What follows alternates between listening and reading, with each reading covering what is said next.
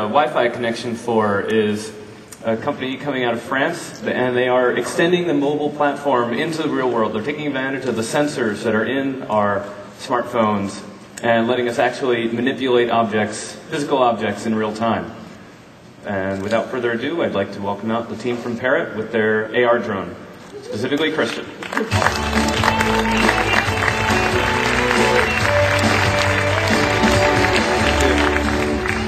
Thank you. Good morning, everybody. Thank you. Hey, thank you very much for coming today. I know it's early. I know it's already 9 a.m. Hope you had a great cup of coffee. Just before I start, how many of you guys have mobile phone with Wi-Fi capabilities here? That's exactly what I thought. So, just for the presentation, I'm going to ask you to disconnect the Wi-Fi. You know, it's going to take, just for the presentation, which is going to be around 10 minutes, please, if you don't mind, so we can have a full demo done after. So, how many of you guys have used their iPhone to fly a helicopter? Let me see. Nobody. And how many of you would like to use their iPhone to fly a helicopter? Come on, come on, come on, come on. Okay, that's exactly what I thought. Well, you know what, guys? That's what we're going to talk about here. But before I start, I'd like to introduce myself. My name is Christian Coly, and I'm the Vice President of Sales and Marketing for Parrot Incorporated. For those of you who are not familiar with Parrot, Parrot is a French company headquartered in Paris, and we're bringing you the Parrot AR drone. So we are bringing you the first quadricopter using Wi-Fi that can be piloted with an iPhone or an iTouch. So, to tell you more about our line of products, Parrot has been building innovative wireless products since 1994. We have a large range of Bluetooth hands-free car kits that are made for iPad and also work with iPhone. And we also have portable devices such as the MiniKit Slim, which is a Bluetooth speakerphone that you just put on your visor mount, and then you can drive your car, make calls while driving. Since we're in California, for those of you, because you know that it's the law, for those of you who got a ticket while driving because they was using their cell phone, so just come see me after the show and I can hook you up. So this is for the car kit line, and we also have a multimedia line actually that we developed in collaboration with some French designers, such as André Putman and Martin Zekeli, sorry for the frames, and this amazing line of speakers called the Zikmu that we developed in collaboration with Mr. Philip Stark. But the reason why I'm here today is to tell you about the AR drone. The question that everybody has is, why the AR drone? And that's what we're going to talk about. Well, to understand how the AR drone came to life, actually, you need to know our CEO. His name is Henri Sédou. He's the founder and CEO of Parrot. And Henri is a visionary. He's the first one who understood what wireless technology could bring on the table. So that's why we were the first company to ever launch a Bluetooth hands-free car kit back in 2001. So what does it mean? It means that we spent all this time educating, explaining, making people aware of the opportunity of wireless technologies. So when wireless technology became mainstream, Parrot was already a major player in the business, in the market. So that's what we're doing here also with the AR drone. So Henri actually understood it, and he's aware that with the AR drone, it's a new opportunity to change the gaming experience. Now, of course, some trends led us to build the AR drone. The first one is the convergence of devices, and that's something that you guys know about. Everybody here knows it, so I will not really go into the details here. The second one is definitely the ability to play games anywhere. Now, I'll tell you between you and I'm sure everybody remember those devices. I didn't own any Nintendo Game Boy, but I used to go to my neighbor and borrow it every day. Between you and he was sick of it, but I loved it. So this is something that, of course, everybody is aware of. But the third thing that is really changing, we all know it, it's the iPhone. And just for me to know again, how many of you guys here have an iPhone? I love that. So you guys are aware of this opportunity. So the new gaming platform and capabilities represented here by the iPhone are huge. What are we doing with the iPhone? We're actually capitalizing on the motion control technology of the iPhone to fly the AR drone. We're using this motion control technology to play games. Well, you know what? In the case of Parrot, we're using it to fly the AR drone, to control it, bring it up, down, and so on. And that's something that we're going to see. So what are we doing now with the AR drone and the iPhone? Not only are we flying it, so we're bringing you, I would say, the fact that you can fly it, have fun with it, but more importantly, we're bringing you a new gaming experience with the augmented reality. Now, I know that everybody's anxious to see it flying, so for all of you guys who have been stuck with Plants vs. Zombies, we're bringing you the Parrot AR drone right now. Come on, guys. Come on. It's flying. So, as you can see here, look at Brian's hands. So we're using the motion control to make it go up, down, left, right, rotate it. So the green LEDs in front, that show you the front of the drone. And now Brian is going to just touch it, and you'll see the stability here, because we built in some sensors that allow the AR drone to be stable. So there's a lot of technology built in, and we have a camera underneath it and one in the front. So as you can see here, what's amazing is that we are actually using the front camera to stream video to the iPhone. Now, on the zoom that you see how amazing it is. And it's really easy to control. To have it land, Brian is just going to have to click on the button, touch the iPhone, and there it goes. Thank you, guys.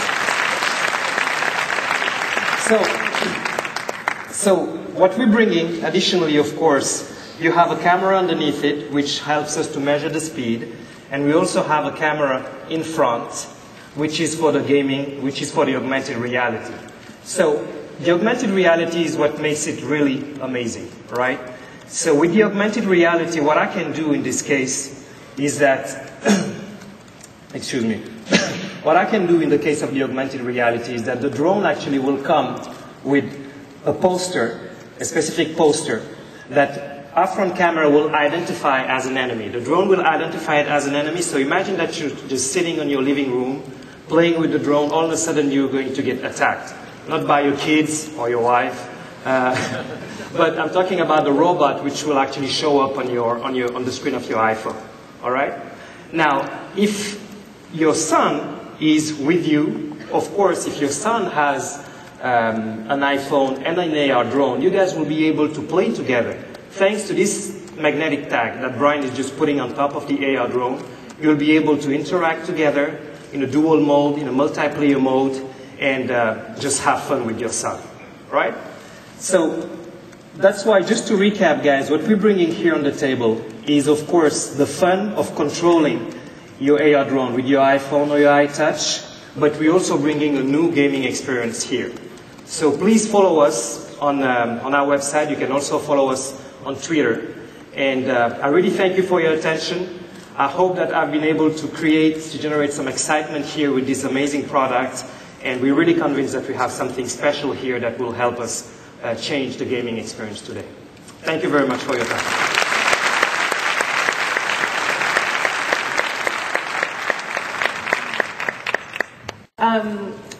Wi-Fi device is back on, so you can Twitter about that. And, you know, I wanted to note that that was our second demo of the show already, in which we had shown an iPhone as the center of something pretty cool. And, you know, I'm not an iPhone fangirl. I don't own one. We're not here to get you guys to buy iPhones or develop on that platform particularly. But we wanted to show you those things because those demos had really inspired us. They made us think about different ways that computers can work, that really small computers we're carrying around can work, different things they can do, ways that the physical world and the web can start to interact that we hadn't thought about before. So we hope you take away from that some inspiration, not just about Apple devices, but about what we're our edge of the future and what we're getting into here. So our next speaker is going to help us understand something really important. We talked yesterday about the power of platforms, and platforms being about the ability to share data and services in a way that other people can collaborate, in a way that people can contribute and build on your data. And to do that, you need APIs. Now, if you're a developer, you're living in the world of APIs. Those three initials mean a lot to you. But if you're not, this is a really important concept to understand. A lot of important business services are being built on APIs, and you got to know what it's about. So we've got Erin McKean, the CEO and founder of wordnik, to help us get our heads around this. Please welcome her.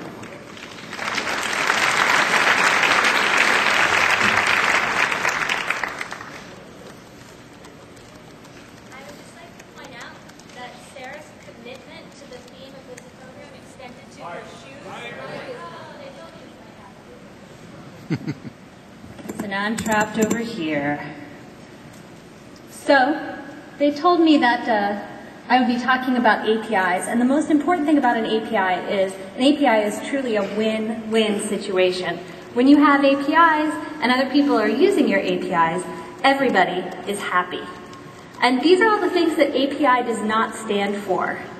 I'm a dictionary editor, so I was going to explain really in great detail what APIs actually are, but I think it's more important not to focus on the what of APIs, but to focus on the why of APIs. And in fact, you probably heard so many acronyms and are so bored by them that when you see a real word, you might even do a double take. But you should really be interested in APIs because they're really, really powerful and exciting. Before APIs, there were two ways to get information out of computers. One was the unfriendly way, and, I'm sorry, Dave, I'm afraid I can't do that. And then there was the more friendly way, which was to go to somebody and to ask for the data, like borrowing a cup of sugar.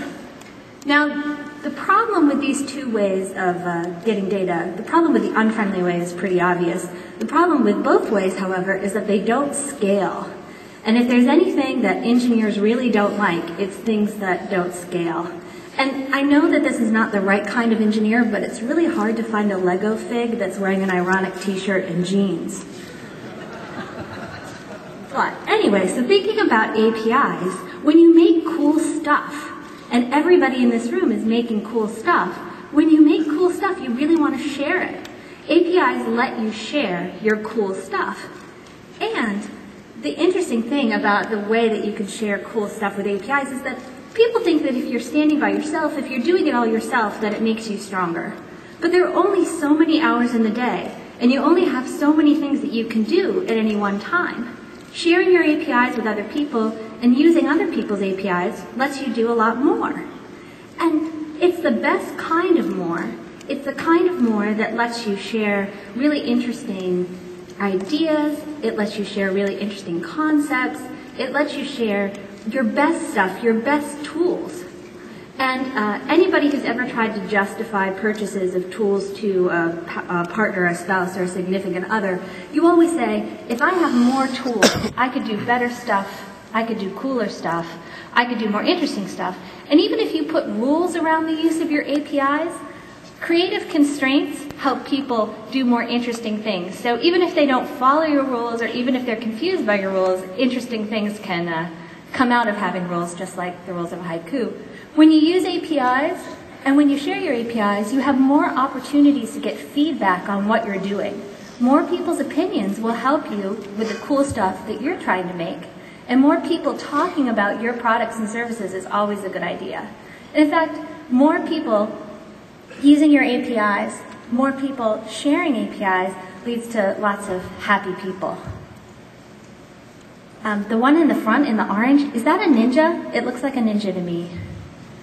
So, and of course, one of the most interesting things about APIs and mixing up APIs is it satisfies people's creative and intellectual curiosity. When you've got two very different things, obviously what you want to ask is, will it blend?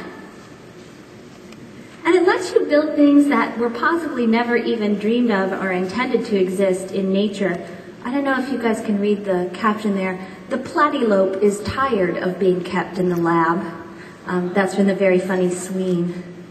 So when you have an API, you're a winner, for being able to share this kind of material with others. And the people who can use your APIs can also be winners. And sometimes they can be quite literal winners. For example, Twilio gives away a netbook every Monday through their API developer contest. They announce a couple of things they'd like to see mashed up. They pick the best one, and then they give away a free netbook. And wordnik, the company that I founded, we are running a developer API contest right now. We would really like to see people add our great dictionary data into things that we've never imagined or dreamed of before. And we have all sorts of great stuff, definitions, thesaurus. Everybody needs more thesaurus. Thesaurus is the new cowbell. If you have other API contests, please tweet them using this hashtag and let people know about the cool stuff that you're sharing and the cool prizes that you're giving. So, thank you very much.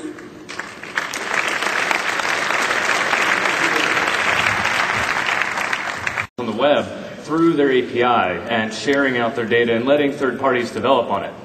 And through this positioning, Facebook has really become not just a consumer tool, but also an enterprise tool, one that can be used almost as a CRM, as a method of interacting with customers. And one of the first people to call on that is the author of the Facebook era. And she will be out here discussing that, and she'll be giving away a book to the 10th person who tweets about the session. So please welcome out author of the Facebook era, Clara Shih.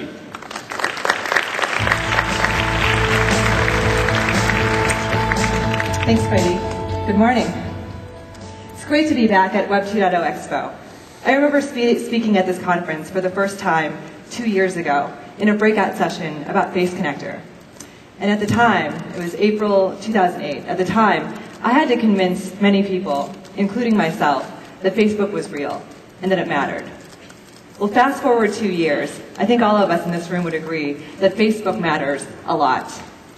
And a lot of us, many of us in this room, have been talking about and thinking about social media since then. There are recurring themes. For example, everyone wants to know how to get more fans and more followers. Another good example is from a customer service angle. We all want to know what to do when someone says something bad about our company or brand. Now, these tactical questions are really important for us to answer and to think through and to put into practice. In fact, many of the breakout sessions at this conference are dedicated to them.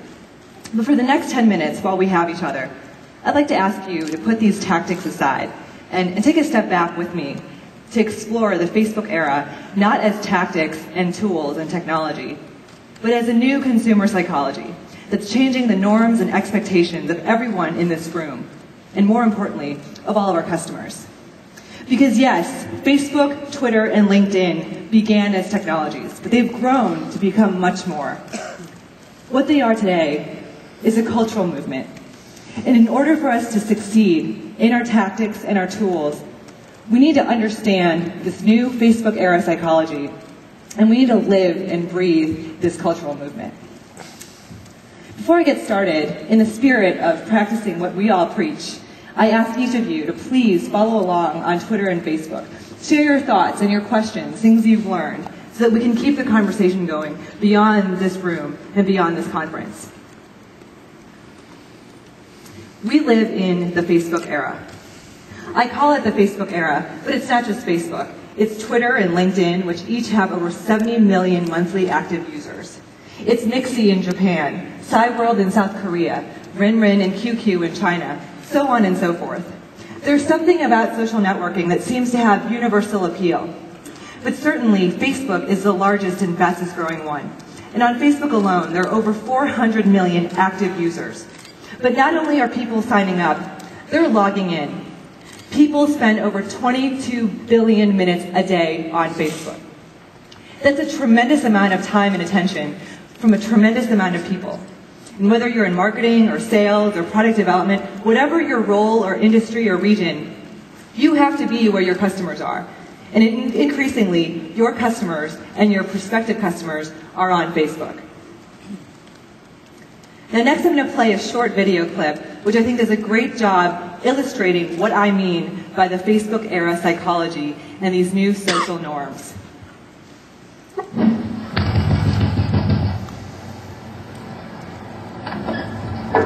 Hello? Baxter! It's me, Todd from school! Oh, we sat next to each other in maths. We didn't get on, remember? Yeah. Do you want to be my friend? What? Do you want to be my friend, confirm or ignore? Alright, great. Where did we meet? You know where we met. Do you want to skip this step? We met at school. Okay, but how about if we say we met on an oil rig and we were lovers for 50 years? That's not true. It's a joke. It's like a really brilliant joke. Can I get confirmation on that, please? No. Can I get confirmation on that, please? No. Okay, are you in a relationship? I've got to. Is it complicated? It's complicated. Okay, well, what are you looking for? Friendship, dating, whatever you can get.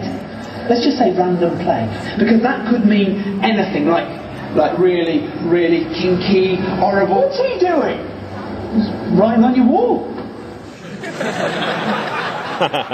I love this video, and we all laugh. But the reality is, this is exactly how all of us in this room and how all of our customers interact on Facebook today. And at the crux of this is the Facebook profile.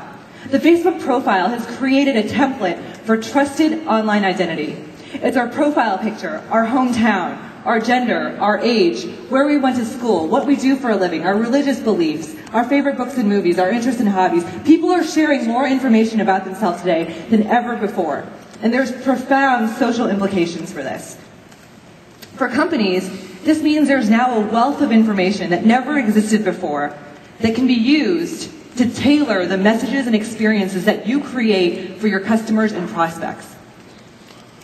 Now, for example, if I'm a sporting goods store in Chicago and I want to run a promo on my golf clubs, I want to target someone just like Jill. Jill played college golf on the college team. She's a fan of the Women's PGA page on Facebook. But you know what? Prior to the Facebook era, and certainly off of Facebook, Jill might not trust me with this information. She might not tell me that she loves to golf. But she tells Facebook. She puts it on her profile because that's a way for her to tell all of her friends and to define her identity online. And for the first time, through Facebook's advertising platform, companies have access to target exactly the audience profile that you want to reach. Even if you're a brand advertiser and you want to reach everyone, you'd want to pay more. You'd want to bid more cost per click or cost per 1,000 impressions for someone like Jill because she's more likely to convert and bid less for the general population.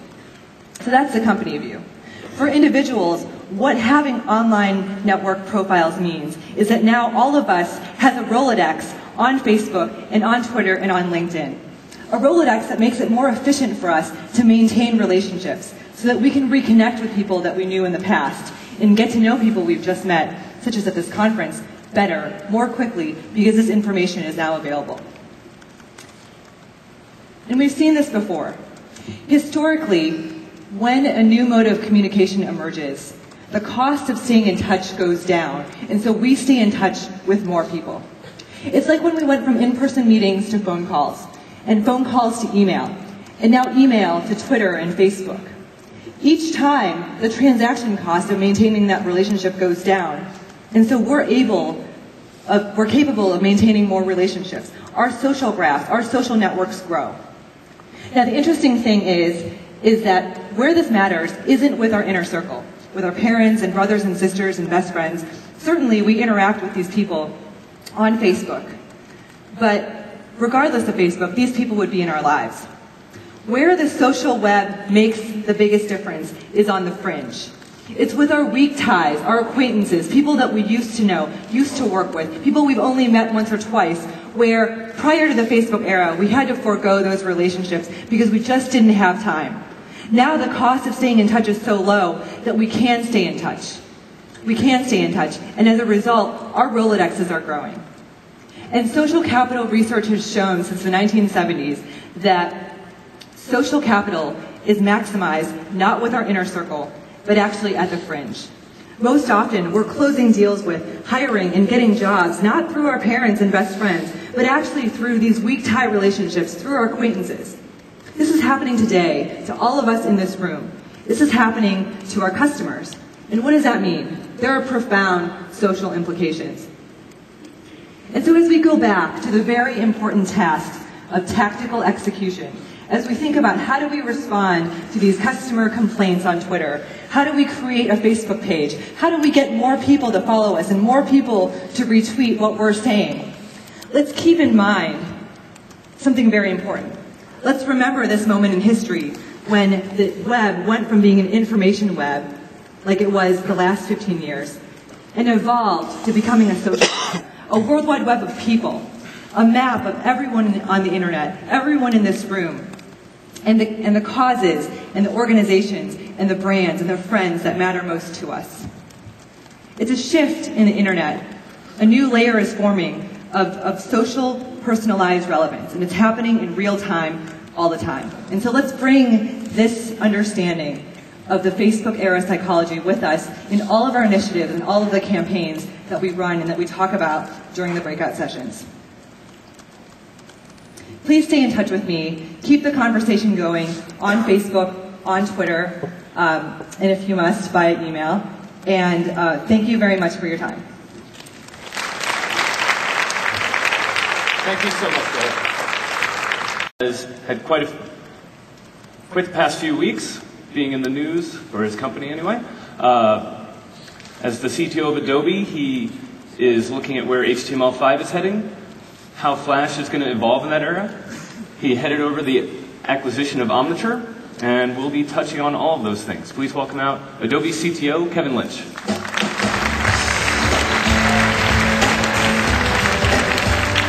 Hey, Bree. Hey. Good to see you. Hi. So let's just go after the elephant in the room. Exciting times. How is Adobe going to react to HTML5, and where do you see it playing out with Flash? Well, I wouldn't say about React HTML5. I think if you look at what we're doing as a company is we help people express themselves using whatever technologies are going to do the job. And we've been doing that for 25 years. So if you look at HTML, I've now been working on web technologies since the early days. I led the creation of Dreamweaver in 1996, 1997. And that was all about creating the world's best web authoring tool for HTML. And at the time, something called dynamic HTML was just kind of entering the scene, and we thought that was really going to take off. And we have even a timeline in Dreamweaver and a way of creating that interactivity, and really have been embracing the leading edge of what's been going on in HTML even since the early days. But I think we went through a time where HTML was stagnating, quite a number of years where it wasn't really moving forward. So I think during that time, of course, we worked to innovate with Flash. We added a lot of new capabilities and enabled the web to do a lot that it couldn't do otherwise because HTML hadn't been moving forward that much during that time. But if you look at what's going on now inside the browsers, it's great. Innovation's back again, happening in the browsers. I think HTML5 is a terrific step forward for HTML. And of course, we're going to make great tooling for HTML5. And we're going to try to make the best tools in the world for HTML5. Just as we've done for other technologies that have been on the web. Now that we can take advantage of innovation on the client inside the browser that's happening again, I think that's great for Adobe. I think it's great for the web. It's great overall. So to the degree that keeps happening, we're going to keep working on tooling. And I think that's also, I think there's a lot of room for Flash to continue innovating. We're going to keep doing that. We're going to keep moving Flash forward and filling in holes at a more rapid pace than what HTML has been moving at. So that's going to be the aim of Flash. We're going to keep doing that because we think it's important that this wide variety of innovation do happen on the web and enable us to create all this great content and applications. But I think the story is actually bigger than HTML and Flash. And it's not HTML versus Flash. I think that, they've been coexisting for over a decade. They're mutually beneficial.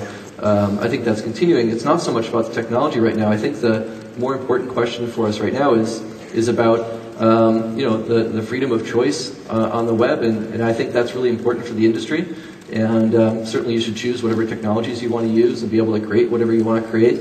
And I think the web has been very successful because it's been a really open environment for content and applications, and people can express themselves, and everybody can see that, and they can interact. And it's been a revolution. It's been hugely innovative. I think the open marketplaces there have generated a lot of revenue for people. I think that's been terrific. And we're facing a time now, though, where there are some who would like to wall off parts of the web and make it so that you need to have approval to make content and applications. And I think, certainly from Adobe's point of view, we don't express judgment on what people make. People should be able to make whatever they feel compelled to do, and I think that's best for the web. And I don't think it's the role of a company to exercise that judgment over what people are making and whether people can see it.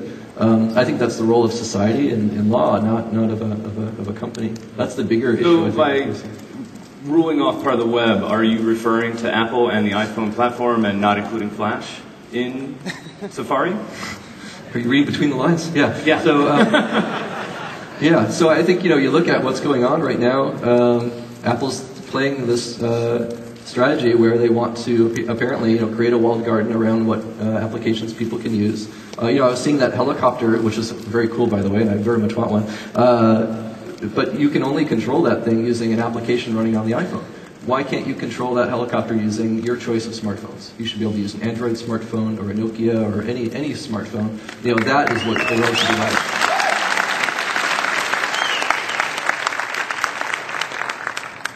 And so,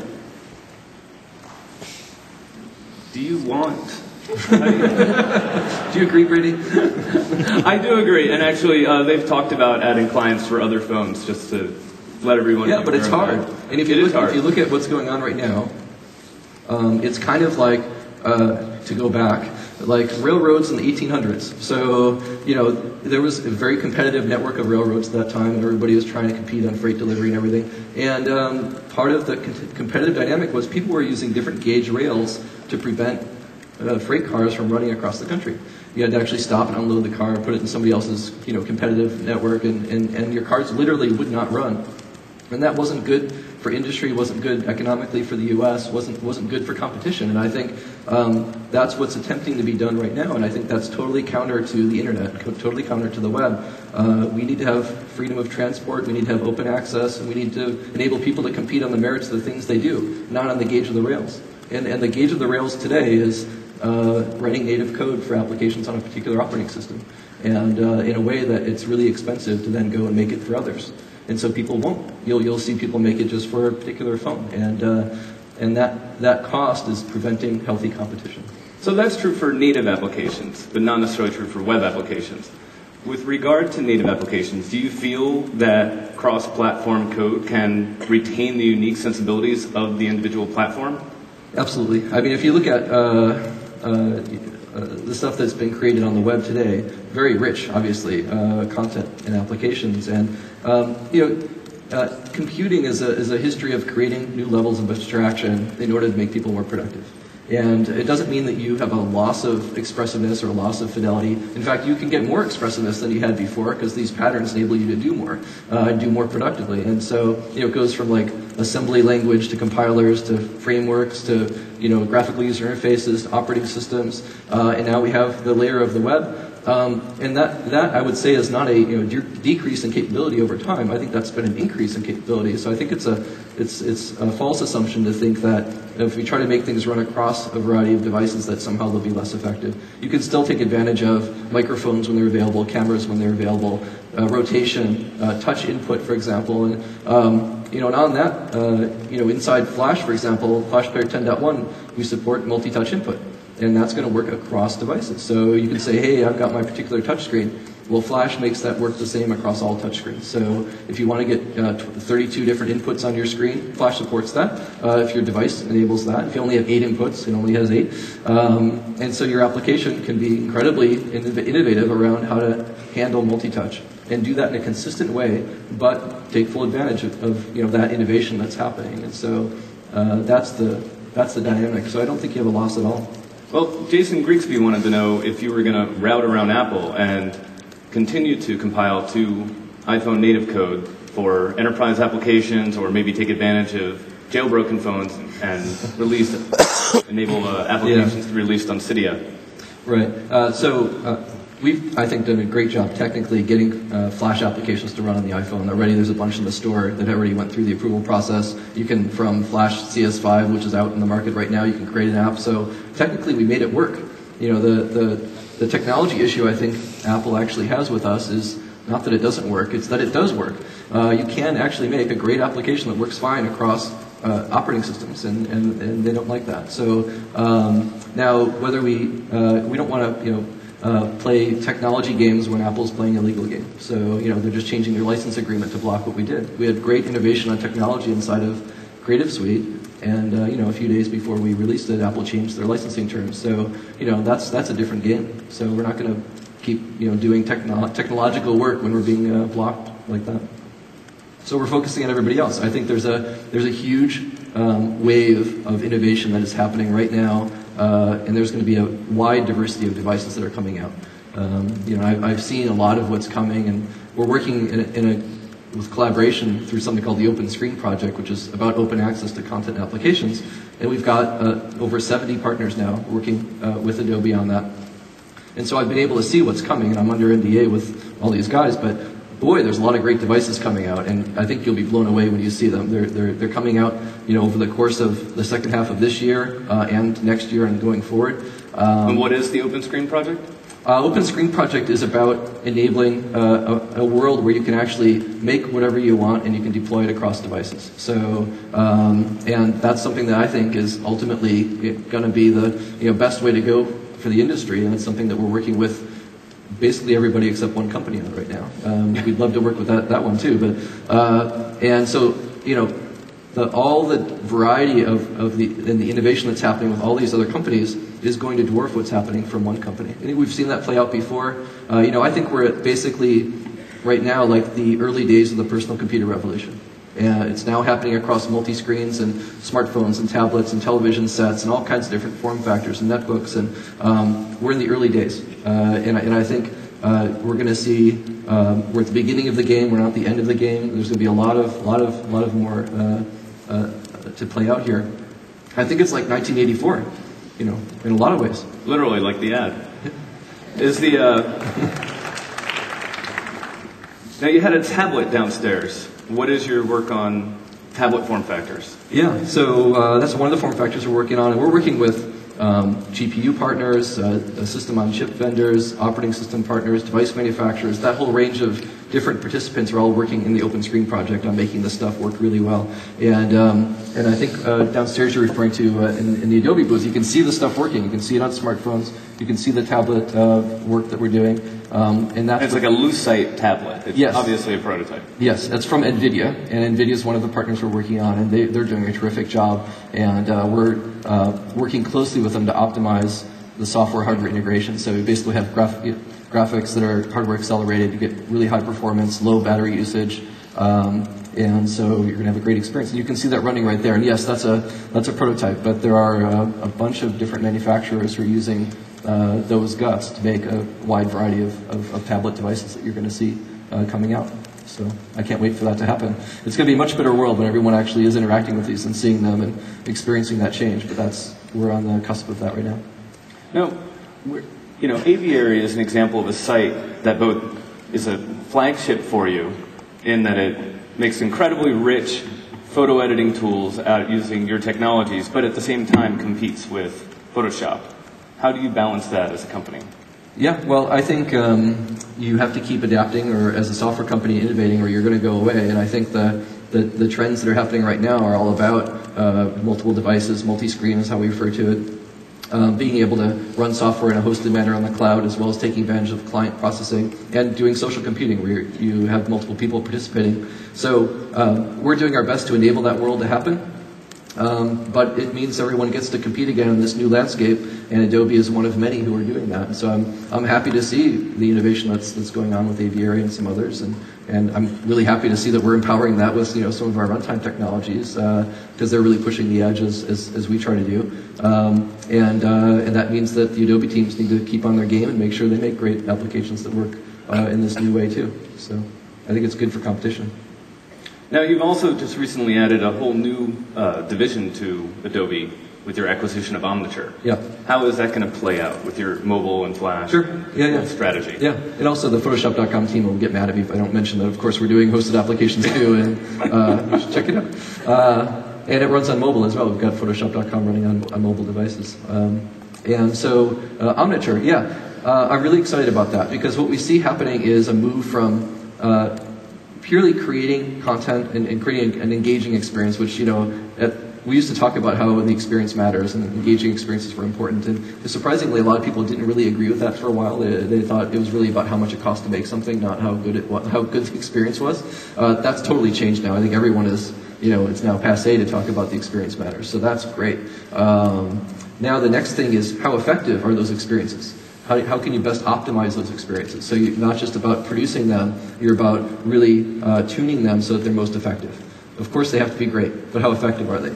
And so that's where optimization comes in. And Omniture is all about that. It's about analytics, so you can first of all understand where you currently stand, but then you can use that information to adjust the content. So there's things like Test and Target, for example, which does multivariate testing. So you can try 5 different versions of, or 5 different colors of a dress, or 5 different locations for a button on the screen. And you can either automatically test those different variances and then just move to the one that seems to be working the best. Or as a marketer, you can go in and you can tune that manually. You can add rules about it. You can say if you came from here, then do this, or if you have bought this before, then do that, or whatever. Those kinds of optimization approaches are really where it's at now, and I think that enables people to make more money and drive more revenue, and it's going to be an even better experience for the user because it's now more tuned to them, it's more effective for what they're trying to do. It takes them less time to do what they're trying to do. Is this just the beginning of Adobe adding these types of developer services that extend your existing tools? Yeah, absolutely. So this is a really key one, but yeah, we think that that's really important as people are starting to build these applications that, for example, are integrated with social networks. So we have a service now that enables people to build an application that integrates with Facebook and a variety of other social networks, and you can embed your friends in your application really easily. So we've got an API set that works with a variety of social networks. The same thing for try and buy, for example. We're working on services where if you want to embed the ability to do transactions, we're developing a service to do that. So yeah, there's going to be a variety of these services. Simply file storage and collaboration is another area where the Acrobat team, for example, is working on Acrobat.com, which enables you to collaborate with other people. And there's an API around that file storage. So we're making some applications, but other people can make applications too. So all these are early, but yeah, absolutely, we think that's obviously where it's at right now is APIs and cloud. And it's a combination of not just the cloud, but also the client. How do you have a great experience running on your local device, whatever it is? On any client. On any client, exactly. Preferably. With any cloud, yeah, exactly, yeah. All right, well, thank you very much for coming out and seeing us. Yeah, it's great seeing you. I wish you best of luck. Thank you. Now I'd like to welcome out my co-chair, Sarah Milstein, to introduce the next set of speakers. One of the things we like to do at this show is talk about things that have surprised us recently. And in the last year, that's been e-commerce companies. Now, e-commerce is a category that you, like us, may have thought of as something that was figured out 10 years ago. Not really that interesting. But lately, a lot of startups have done stuff to catch our attention in this area. Companies like Groupon and Swoopo and Blippy are doing really interesting things in e-commerce. So we asked 3 other startups to come here this morning and talk about how they're disrupting e-commerce. But we decided to make it a little hard on them. We're asking them to present in the Ignite style. Now, if you're not familiar with Ignite, it is a presentation style that Brady co-developed where the speakers are given 5 minutes, they bring 20 slides, and the slides advance automatically every 15 seconds. It's a little hairy if you're a speaker. And normally you get the benefit that we do these in a bar, so you all would be drunk and forgiving. But these folks don't have that advantage. So we made it tricky. Our first one is Charlie Kim. He is the CEO and co-founder of NextJump, which has been in stealth mode for 15 years. They're redefining overnight success. They're emerging as a very, very interesting company. Please welcome Charlie.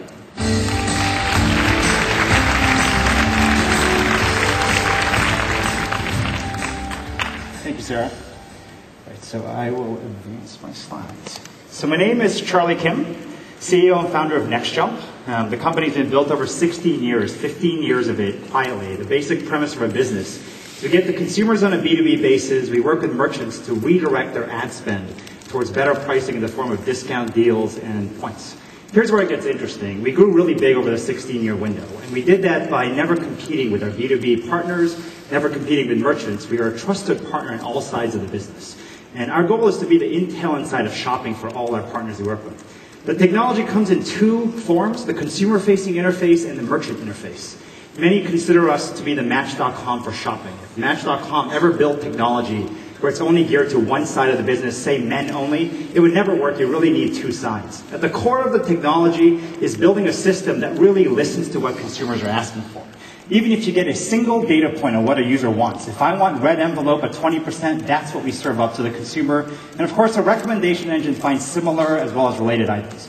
Another key theme is real-time consumer guides. What we call is data exhaust, taking the data, what is most popular in the last 24 hours. Lotions and moisturizers for women, power toothbrushes and deodorants for men. Another key theme is social shopping. Measuring and rewarding social capital. Who is the most influential when it comes to shopping? If you're the mayor of a merchant, you actually write better reviews and you have more followers, you get special pricing for you and your followers. And of course on the internet, there's no pride in authorship. If something works well, make it better. Now when you work with as much data as we do, inevitably privacy is always a hot topic. The only place you will ever see individual level transaction detail is right here, me seeing my own transactions, my own usage, and that by definition, of course, is not spam. We also have a lot of technology for creating real-time interfaces for merchants, real-time user demand. Who is in market to buy at what price point? When I talked about red envelope 20%, I'm interested in a purchase there. Merchants have the ability to fulfill that demand in real time. Other aspects of the merchant interface, conversion rates. Conversion days, not all days are equal. You will find that some days convert better than others. If a marketer has $365,000 in a marketing budget, rather than spending $1,000 a day, concentrate the majority of it in less than 10% of the year, 24 days. Lifetime value of the customer, not all customers are equal. Names and faces are actually not real, but the data underlying is real, and the most profitable individual, give them a $200 pair of earrings for free, it's worthwhile.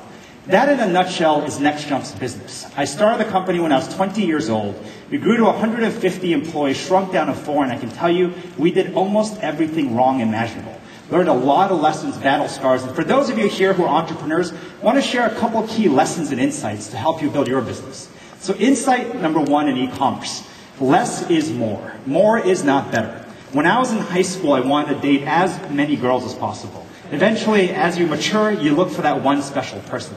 E-commerce is still in its infant stage, and anything that is immature starts off by just wanting more. More is definitely not better. This picture speaks for itself. And by the way, women do more of the shopping. In fact, 90% of spend is either done by or influenced by women. If you're building a startup, hire female engineers.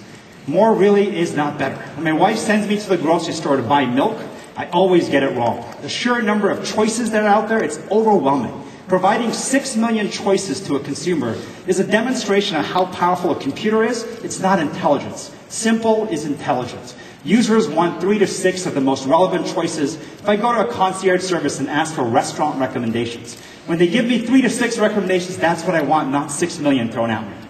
So insight number 2. When you use data, don't use data to guess. Data can cut two ways. If you use the data correctly, you can better the consumer experience and build trust with them. When you don't, you will surely lose trust. Now, a lot of businesses do not actually have data or the capabilities, and when they don't, they will always spam. And spam, by definition, is unwanted advertising. It comes in all shapes and sizes today. And trust me that no individual ever woke up in the morning saying, I can't wait to see an ad today. Nobody wants advertising. They don't want to see it. Now, businesses that have a lot of data, they go into the guessing game. A fancy word for it is predictive modeling. Using data to guess what a consumer wants next. That is something, if you do badly, you spam. When you do well, you always run into one key problem eventually as you get better. And that problem is privacy breach. It's spooky to track what a user is doing in spend. It's spooky to track what a user is doing through click streams. And then putting billboards, banner ads, email notifications, mobile notifications in front of the user. It's the fastest way to lose trust. What we have found that the best way to describe our business is a Seinfeld episode called the movie phone, where Kramer mixed phone numbers in movie phone. People dial his number, and so he will say, welcome to movie phone. Press 1 if you want to see, press 2. After many frustrating guesses, he simply says, why don't you just tell me what you want to see? That's how we built our business. Thank you very much.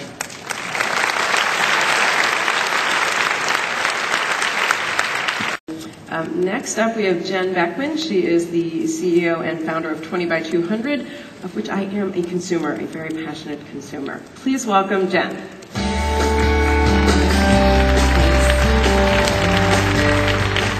Hi, everybody. Nice to see you here. I'm Jen Beckman, and I'm here to talk about 20 by 200. 20 by 200 is, I'm an art dealer, and I'm also a web nerd. 20 by 200 is a marriage of being a web nerd and an art dealer, and it's founded on the premise that everybody should collect art. Everyone here can be an art collector. The way that we try to get you into that is we say that we offer great art for $20. Really. Why really? It's kind of hard to believe that you can buy good art for $20, but we figured out a way to do it. People didn't believe me when I started the site that it would be possible, but we do offer great art for $20, and it's quite an alternative to what people normally think of when they think of a gallery. Galleries are intimidating, they're cold, they're really opaque. And 20 by 200 is totally transparent. 20 by 200 is about education. It's about addressing all your baggage that you have about art and collecting. Most people think collecting isn't for them. It's not something they can do. It's impenetrable. And, it's a hard thing. Like, galleries don't really do much to educate people, and there's not a lot online about it to date. What I discovered when I combined my experience with the gallery with the internet is that the internet, as this great connector of different audiences, was a great way to connect artists with collectors, old collectors, new collectors. You can go to art.com right now and see a lot of stuff on art.com, and there's a lot to see there. There's too much to see there, and as you saw in the earlier presentation, the fact is that more is more. We did not plan this. I have 20 slides, he has 20 slides. We picked the same image. This is an Andreas Gursky photo, by the way. And the reason it's there is because it really is a great expression of the problem of the internet, and what you often end up with when you have too much to choose from, which is something that's familiar and something that's not really that special. I mean, I'm a dog fan, and I'm actually kind of fond of this painting because it is kind of iconic, but I don't necessarily want to live with it, and it certainly doesn't turn you into a collector, which is what gets me out of bed in the morning. We take this approach that customers should be connoisseurs and that we can educate them and help them kind of get there. 20 by 200 is often described to us as the gateway drug of the art world. I sometimes get in trouble for this, but actually, the whole premise is for $20 you can try something. It's pretty low risk. And we try to give you a great experience and show you the path upwards. So what you see here is like our 8 by 10 print and all the way up to the 40 by 50 range that we have. It's great to be able to offer $20 prints because it means that anybody can buy something from us, but it also means, we want people to move up the ladder. The ways that we do that is we give you sort of a simple curated site. When you go to the homepage, you're presented with one main image, perhaps two images. It's curated, it's subjective, it is, hopefully it's challenging, and hopefully it's something that you're going to engage in whether you buy something or not. And we really think about it as an experience. We think about not so much the single transaction as much as the idea that you can, by looking at what we present to you, whether you like it or not liking something is a great way to figure out what you do like. This is one of our newsletters. You'll notice that it's long. It doesn't have big headlines. We use a lot of words. Sometimes we use big words. And we sort of challenge you and expect that, you're invested and you're smart. And then we think about the whole experience. One of the frustrations that I have with a lot of e-commerce sites is they think a lot about the website, they think a lot about customer service, they have 24/7 phone support, there's Twitter and, everything, but the package that you get in the mail is kind of nondescript. I can't tell you how many times I've gotten something that I've ordered online and it's like chucked at my doorstep and the packaging is terrible and it doesn't feel special.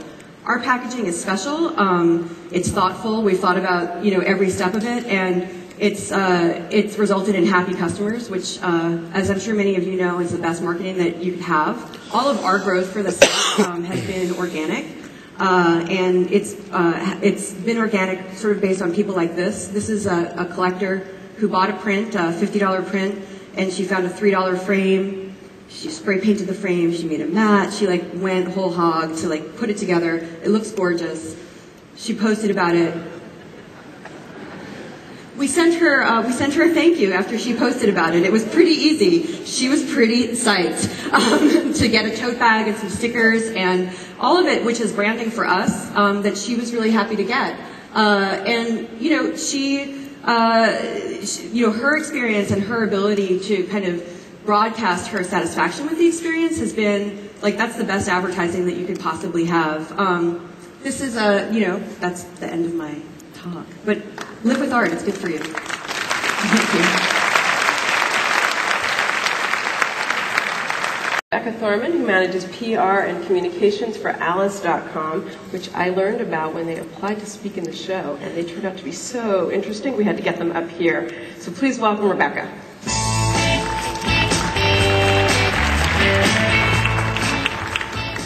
There's so many of you. All right.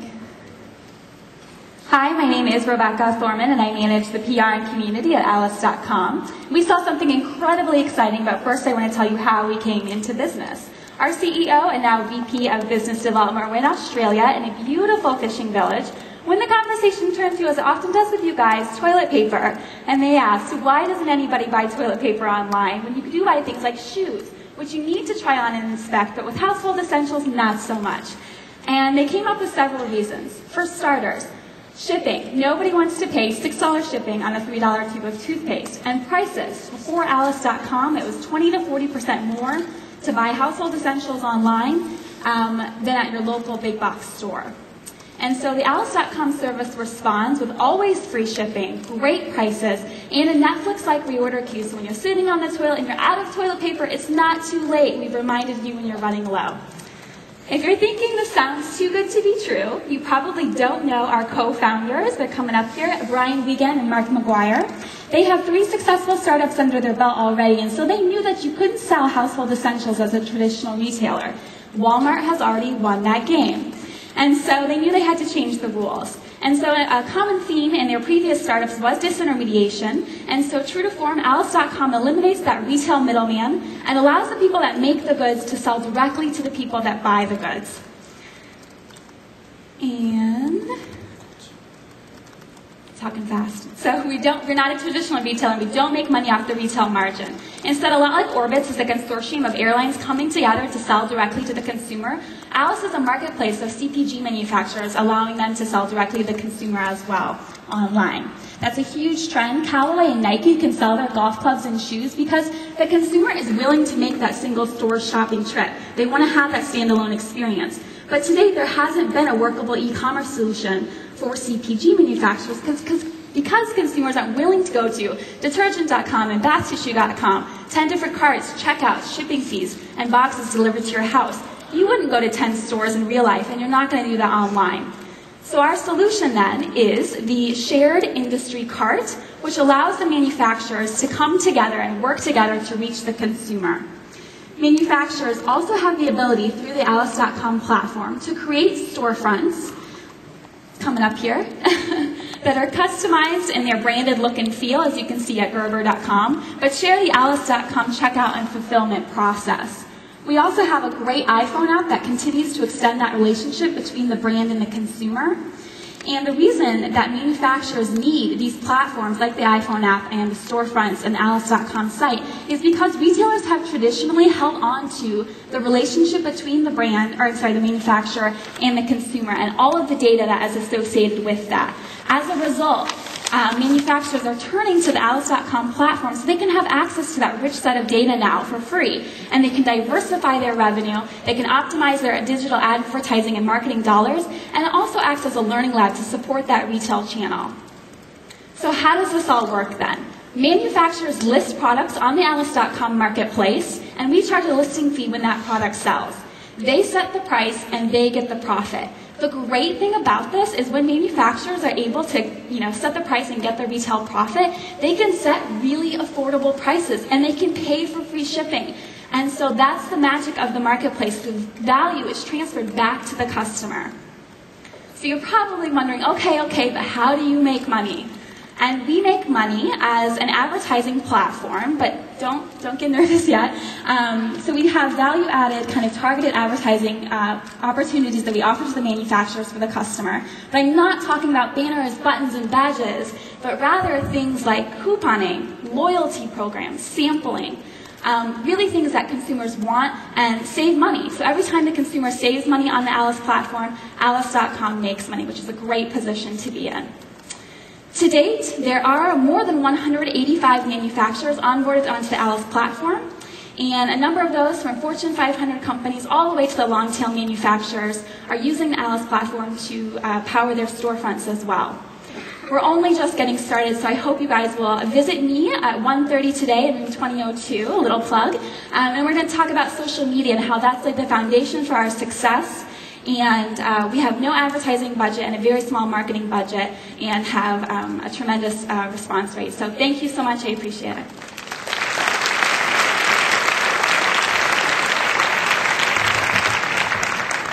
I've really been inspired by them, and I hope that that segment helped you all think a little bit more about how the web continues to change and how people continue to innovate on it all the time.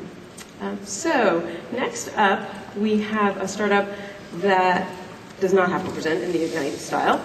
We have Rashmi Sinha, the CEO and co-founder of SlideShare, which is a site for sharing slide presentations. She's going to talk about how work is getting more social. Please welcome Rashmi.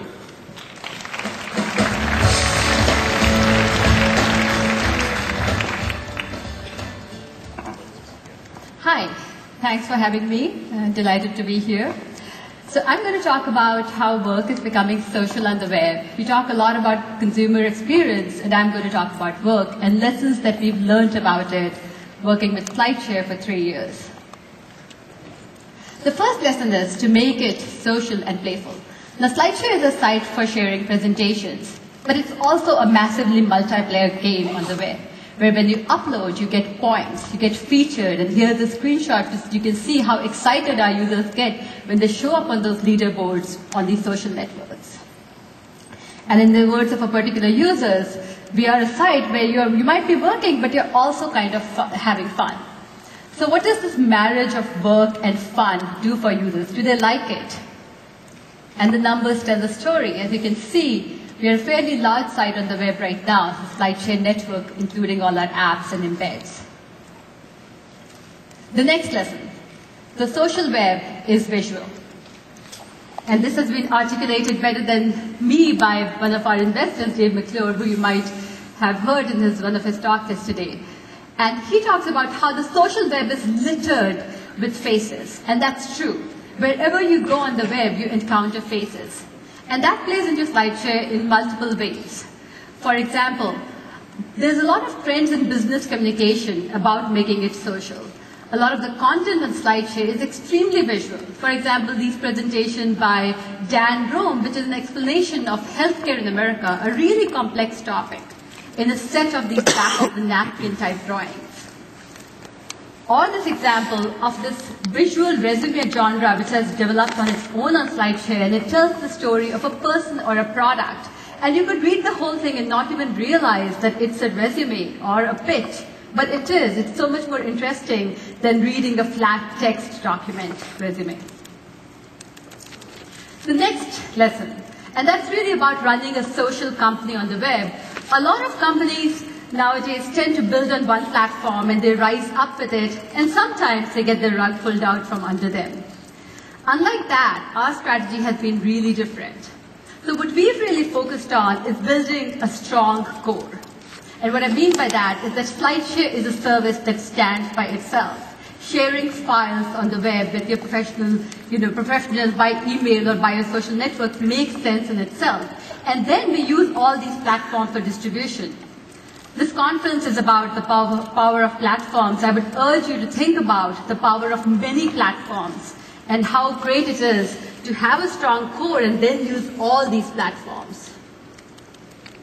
But it's not as if we don't work hard to integrate with platforms. For example, we just built a version without Flash so that people can now access SlideShare on their iPhones and iPads. So we do work hard at keeping up with platforms. The next lesson is about how we are reinventing business paradigms.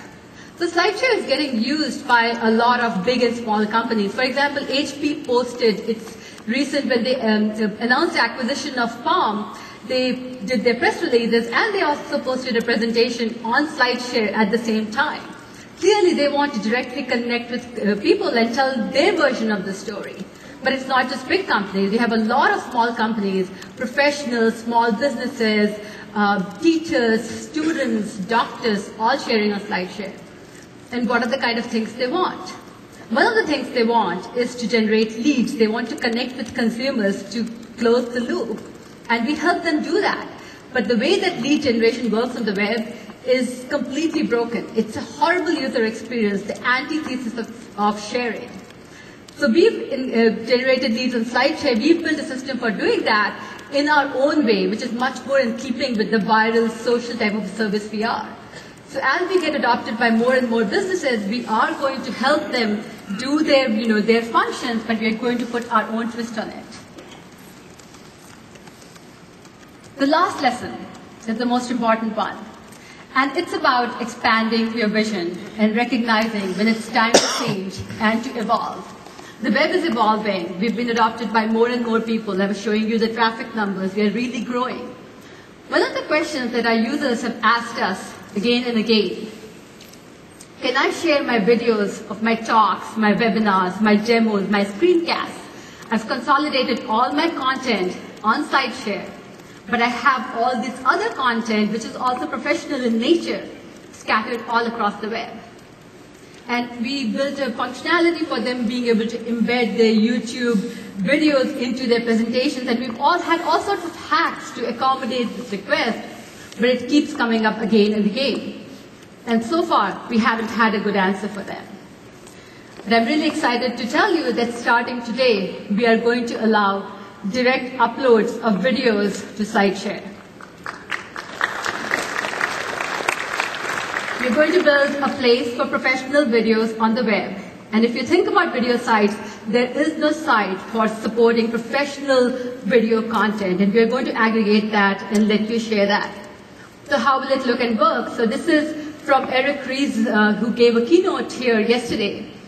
He has shared a lot of presentations on SlideShare, and now he has a video there as well. And if you notice, it works in the same way, except it's a video player. So it has all the other social features, works in the same way.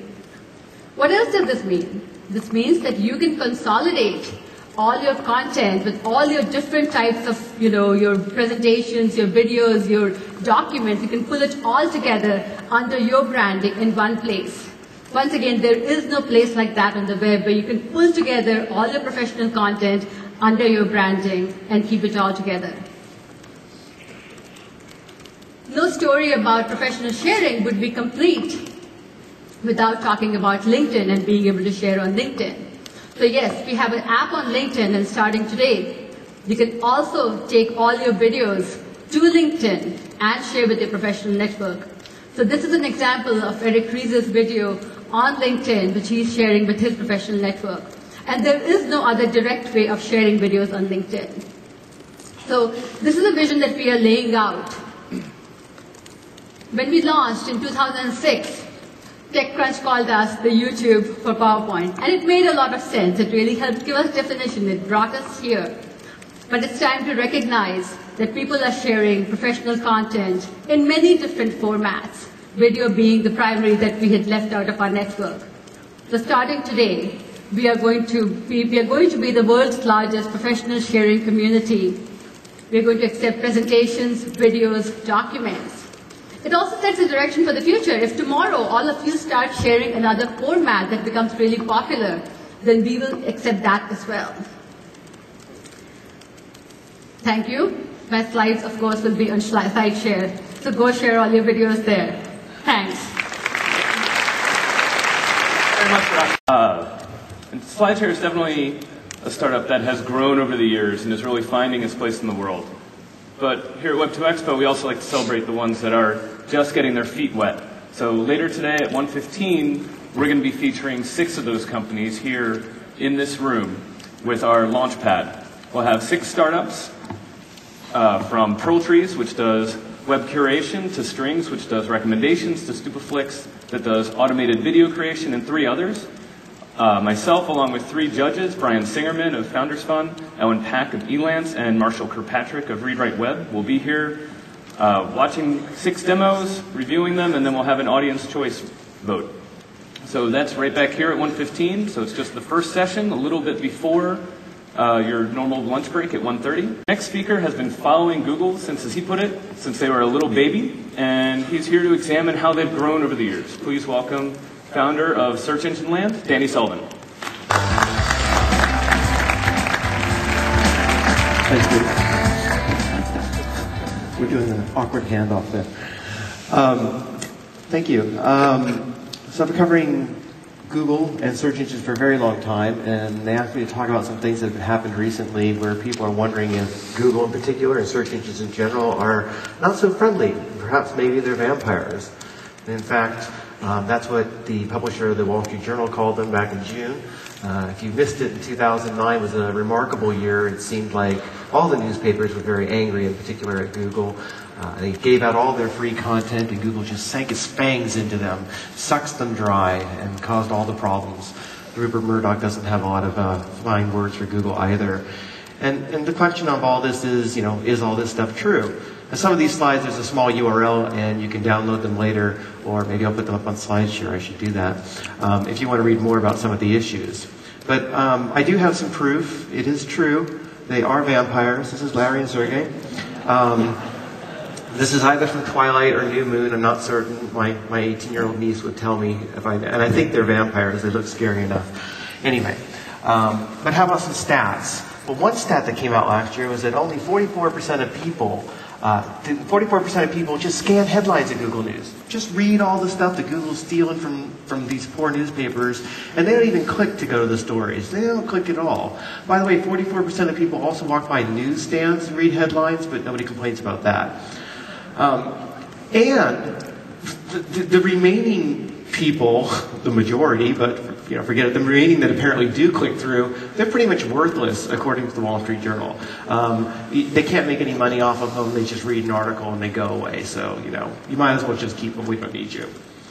The problem with that stat is that from that survey, it was a terrible question. It was one choice. Did you scan headlines or did you go to the site? Well, sometimes you scan headlines, sometimes you go to the site. You should let people answer both of them. But you could only choose one, and so you probably overinflated the number of people who say they only scan and that they don't actually go there. And there were a number of other issues with it. And in terms of the people who come from Google or search engines as being worthless, I find it remarkable that I, as a person who takes the print Wall Street Journal, can see an ad like this, where $6.95 I can get a brand new website. That's awesome. In the print newspaper, and they can make money off of that. They can convince advertisers that I actually care about that ad and that they should spend hundreds of dollars or thousands of dollars to do that, but somehow they can't make money off of their own website.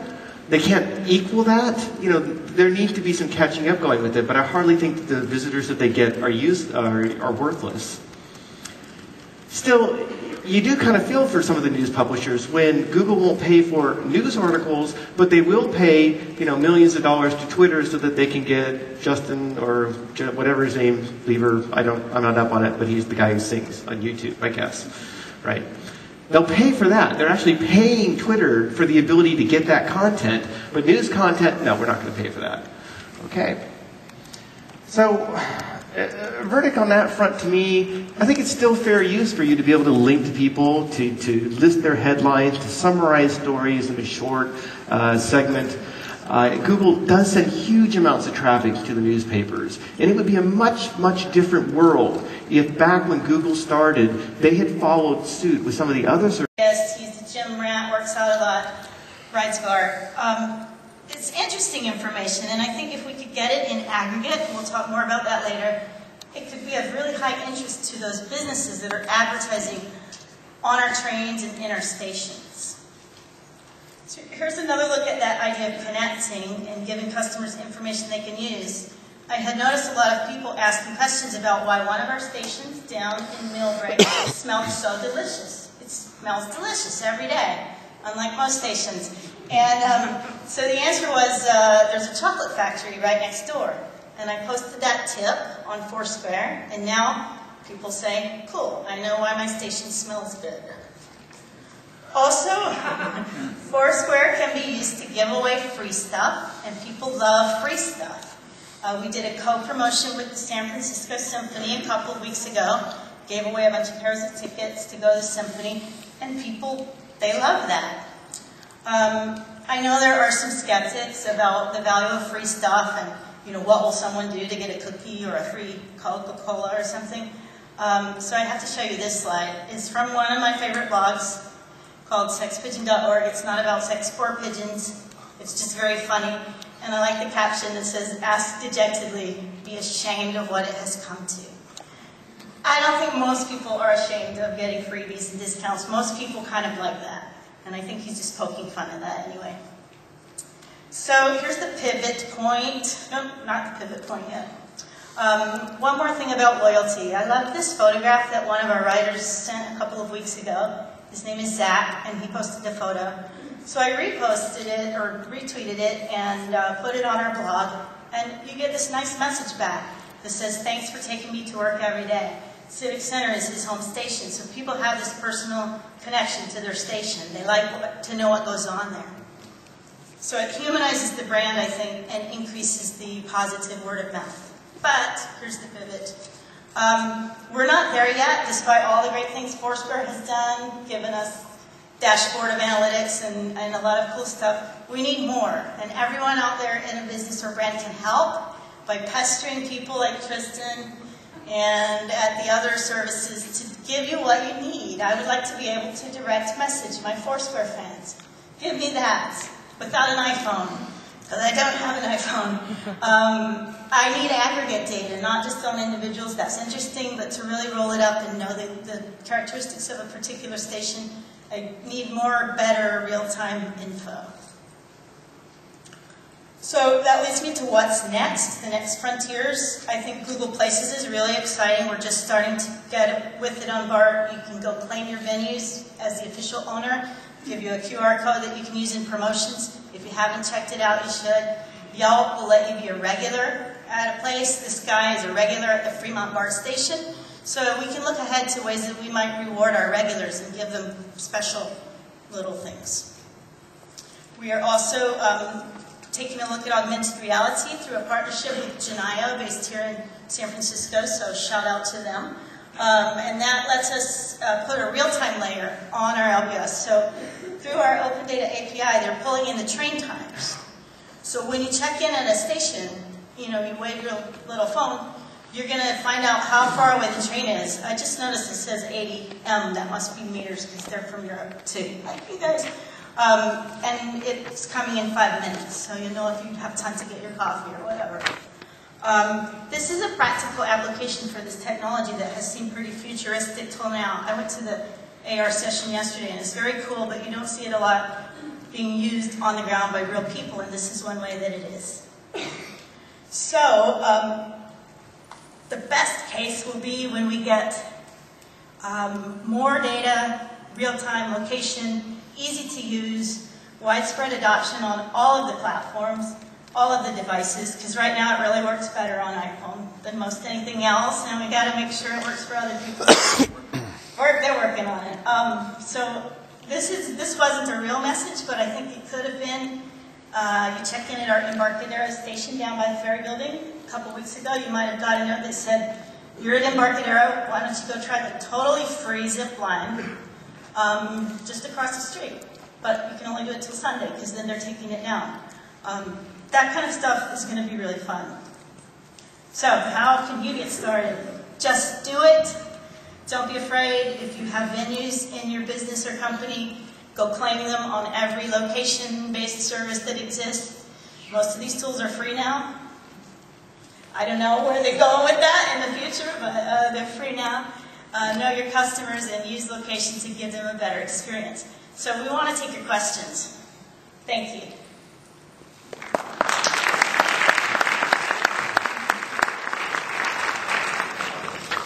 I think there's mics. How do you guys deal with cheating, the bad check-ins? Yeah, sure. So the question was, how do we deal with cheating?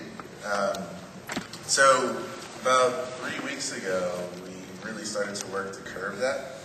Foursquare will never prevent people from checking in wherever they want to be. But what we can do is prevent them from getting incentives tied to it. So points, badges, mayorships, etc. And But I mean, it's a tricky problem, right? I mean, we're the victim of the technology in the phones anyway, and depending on the phone you have, the location you are, like, it gets really, really tricky. So the elasticity becomes an issue. But yeah, we take it very, very seriously. But you find all these really interesting edge cases, right? Like people wanting to check in to let their friends know that they're on their way, or checking in because they forgot to check in when they were there. So we'll never prevent that. But again, tied to incentives, we will. Or do. Oh, there's the guy here first. Yes. Sorry. Can you talk about the follow versus friends? Because I know that brands will want to use follow rather than friending. So our brands, it's a follow model now. In order to unlock any experiences for brands, Bravo, Zigat, etc., you would go to foursquare.com/Bravo and follow them. So the brands don't have to friend folks back. So that's for brands. We also have a new celebrity mode where we created the semblance of inner circles and outer circles. So now you can follow folks like Ashton Kutcher, among others, to get their kind of check-in patterns as well, and he doesn't have to friend you back as well. I live on the East Coast, and some of the areas aren't located correctly. So I have a gym that I've marked as a gym, but it doesn't show up as a badge. Is that something in the API is not recognizing? And the same thing with my job. I own a travel agency, marked it as my job, but I don't approve the gym badge or the actual employment job. And I've checked in closely. Sure. So the question was, checked in at gym numerous times and badge not unlocking. So in order to unlock the gym rat badge, you have to check in at a gym 10 times over the course of a month. And if that's not working, just let me know and we'll fix it. Okay. But we don't have like a job badge yet. Okay. So, hi. Hello. I wanted to ask you two questions. Sure. One is if you are taking into account the comments that people leave at check-ins, and if you already do it. And the second one is comparing to GoWalla. Someone had answered. What feature I do appreciate of Foursquare comparing to GoWalla is that you're not so bonding